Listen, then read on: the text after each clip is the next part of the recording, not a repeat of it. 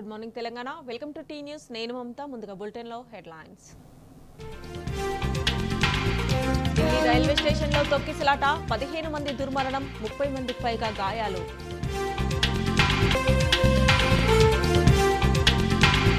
కుంభమేళాకు వెళ్లేందుకు భారీగా తరలి వచ్చిన భక్తులు. ఢిల్లీ రైల్వే స్టేషన్ 13, 14 ప్లాట్ఫామ్లపై జరిగిన దుర్ఘటన.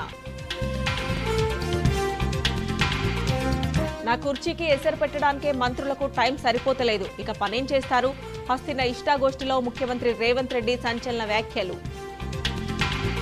విద్యా ఉద్యోగ అవకాశాల్లో బీసీలకు తీరని అన్యాయం జరుగుతోంది. కాంగ్రెస్ సర్కార్ కులగణన అంతా తప్పుల తడకన్న ఎమ్మెల్సీ కవిత. రాజ్యాధికారంలో వాటా కోసం బీసీలంతా ఒక్కటవ్వాలి, లేదంటే భవిష్యత్ తరాలకు అన్యాయం జరుగుతుందన్న నేతలు.